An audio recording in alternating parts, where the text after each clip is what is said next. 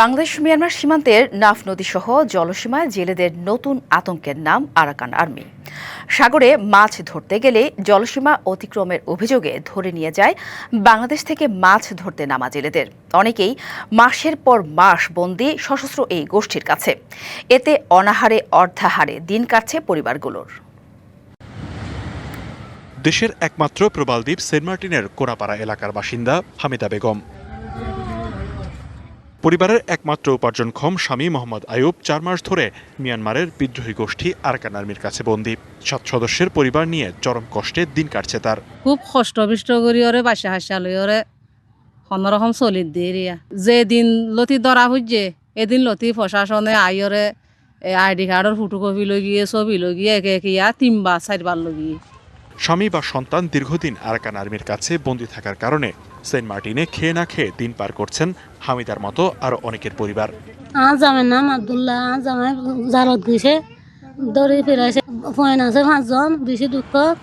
স্থানীয়রা বলছেন মিয়ানমারের সশস্ত্র গোষ্ঠী আরাকান আর্মির ভয়ে তারা মাছ ধরতে পারেন না সমুদ্রে। শিয়া বাটার ও ভিটামিনে সমৃদ্ধ লিলি বিউটি সোপ, তারুণ্যময় উজ্জ্বল ত্বকের জন্য।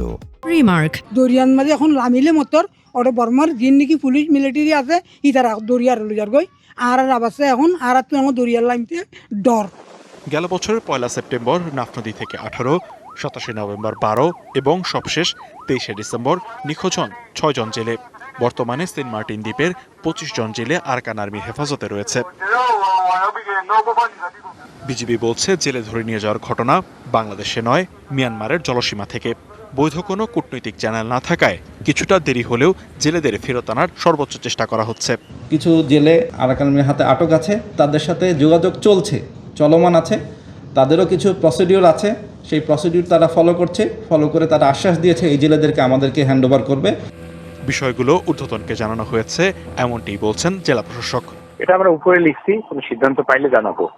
ঠিক আছে, আমরা উপরে জানাইছি। সেন্ট মার্টিনে সরকারি তালিকাভুক্ত জেলে রয়েছে 798 জন।